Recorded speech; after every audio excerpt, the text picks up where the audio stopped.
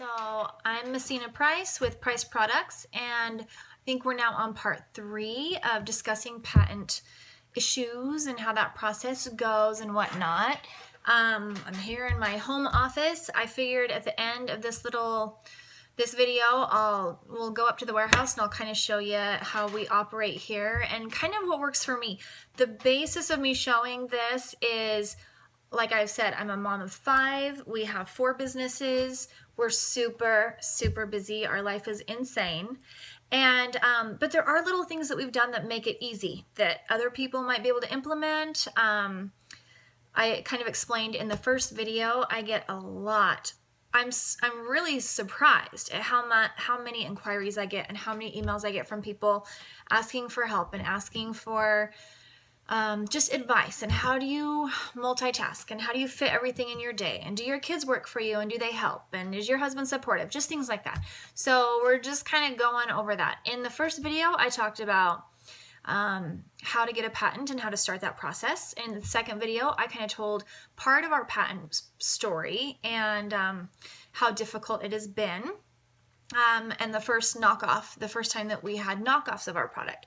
So in this one, I'm going to kind of tell you what we did to get around those issues, because if you have a really good attorney or you really are persistent and set on making this work, there are loopholes and things that you can do to help yourself with your patent and to make this process easier. Now, in the second video, I did talk about how Walmart knocked off the Dripstik, and it was, for a short time, it was a little bit of a blessing. We did get more exposure that way, but the biggest problem was it was not a great quality piece. It had sharp edges on it, and so we would get returns. People would go buy them at Walmart, and then they would try to return them to us and ship them to us or send me emails because they didn't quite understand that I had not manufactured that piece, and that wasn't a Price Products Dripstik. It was a Walmart drippy cup. No drip cup. That's what they called it. So they're still there. They're still being sold in there. So that was kind of a complication we had. The second and biggest was my customers. Once they saw it, at that time, we had over 12,000 independent mom and pop stores, brick and mortar stores. And now, I mean, this was 6-7 years ago. So now a lot of those stores have shut down.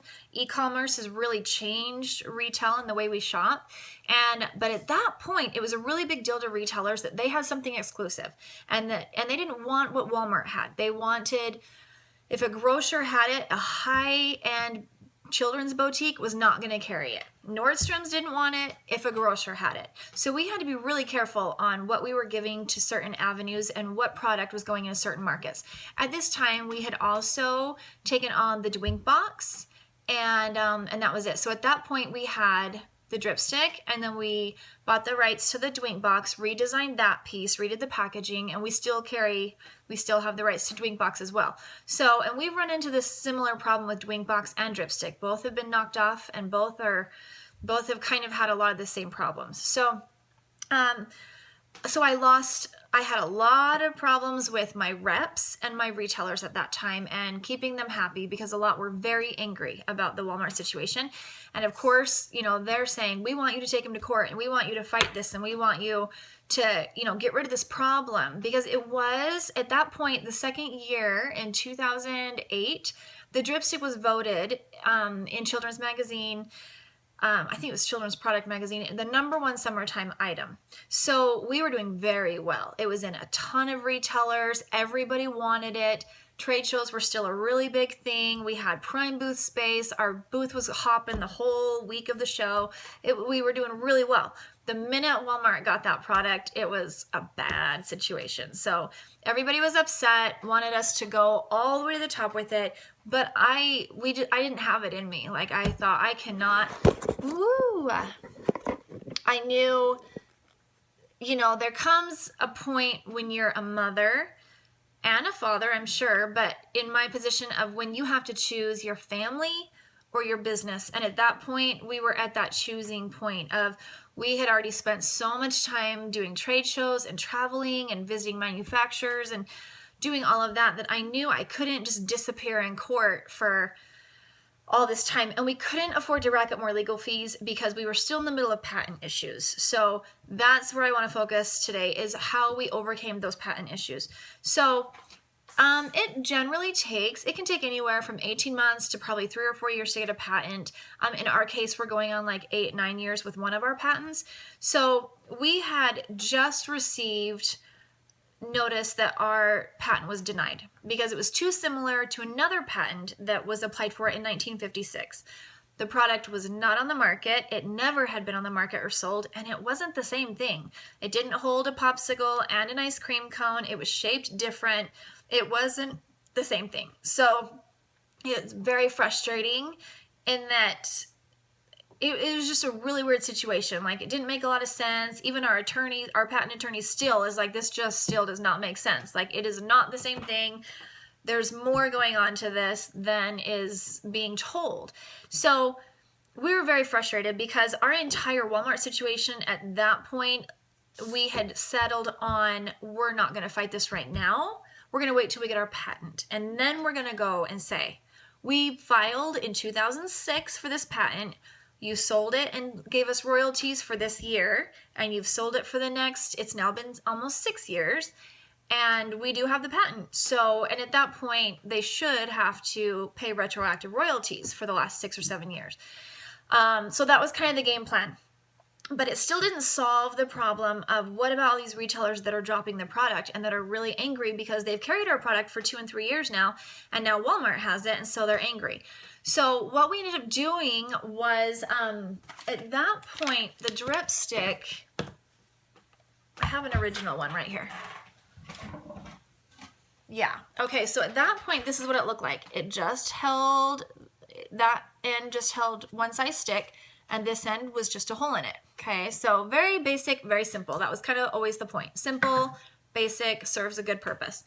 But now we were into the situation of, I thought, if we could give the loyal, like a lot of these buyers, when you go to these trade shows throughout the whole year and you visit their stores, like, you form these relationships with these buyers, and you're so grateful to them for standing by you and for giving you a shot at the beginning when you didn't really know how it was going to go, that it's really hard because you want them to be happy and you want to give them everything, but you're fighting one of the largest retailers in the world, and you're just this mom from Idaho. Like, it's a really tough spot to be in. So, and you're always walking that line of how much do I invest? How much further do we go? How much risk do we take when we have a family and other jobs that, can be put on the line? Like, there's a lot that can be lost. And then when you have employees and family members working for you and people that you're trying to help support, it's even scarier because those decisions, you're one person making these decisions that can affect so many families. So, and that's kind of my life. So at that point, the idea was, how can we give these loyal retailers that have been with us from the beginning something to make them happy, but we can't really do anything about Walmart at this point. So I knew at that point Walmart only had the rights to 3 colors. I should say Best Brands because that's the manufacturer and that's who all the lawsuits and everything was with, and Eagle Marks. I knew what the packaging was like because I had seen it and approved it. And so what I ended up doing was kind of going back to square one and redesigning. And so what we did was, at that point, Haagen-Dazs had changed the shape of their sticks, widened them out a little bit. So we added a second size so that it would hold literally any size stick that you could find would fit in there. And then on this end, we added this accessory piece. So now, instead of just holding an ice cream cone, you could make an ice cream cone. You fill this up with fruit, pudding, juice, whatever. Freeze it. When it's done, twist it out, pop it on, and now they can eat their little snack they've made and catch the drips.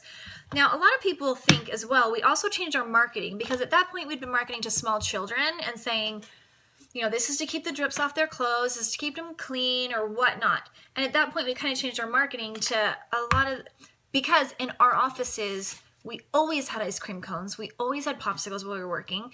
I was pregnant and my biggest craving was always popsicles and crushed ice and things like that.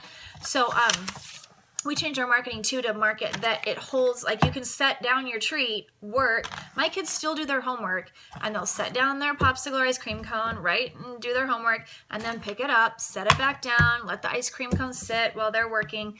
So we kind of changed our marketing and we added to it. Well, doing that meant we can now file a different patent, because that first one we'd filed 2 appeals and they just kept on denying them. And every time we filed, it was more money, another year and a half waiting. And we had the same examiner. So it was kind of like running against a brick wall over and over and over again. The same person's reviewing the appeal and saying again, no, I'm still not giving it to you. We find another argument, resubmit it just to have them say, no, I already said I'm not giving it to you. So this gave us a reason to file a completely separate patent that protected not only the dripstick, but the accessory piece as well, meaning nobody could knock off both of these pieces together. So, but we got a totally different examiner. It went to a completely different patent court, a different group of people, and it was approved within 18 months, 2 years. No problem.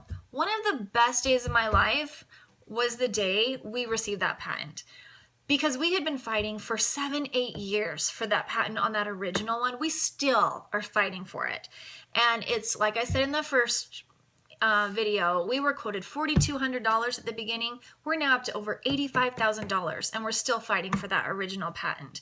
And it's really hard to fight for something that you feel is yours, that you created, you drew, you wrote up, and then to have someone say, no, this isn't yours, you can't have it, we're not going to give you the rights to this, when it's selling all over the world. We've sold millions of these drip cups and still have this examiner saying, no, it's not yours, you can't have any rights to this, or exclusive rights to this, I guess. So that was one of probably the best business moves we made, and is kind of thinking, how do we get around this patent issue and get to where we can have a patent and make these customers happy? So, and that kind of did it. In that mix, the industry started to change. Online buying became a lot more popular. It was that whole economic slump probably 3-4 years ago, and a lot of those stores shut down, claimed bankruptcy. People started buying online. And so the whole business has shifted a lot. I mean, at the very beginning, emails were still kind of a new thing. I mean, not super new, but kind of. Building a website was a huge deal. Now I can build them in my bedroom in 15 minutes in the middle of the night, and it's not that big of a deal. But then a huge expense in the startup was building a website. And now it's really not that significant. Anybody can do it for not that much money. So that's a little more on the patent issue with the larger retailers we've had problems with, and getting around that patent and getting a patent on the dripstick and that piece.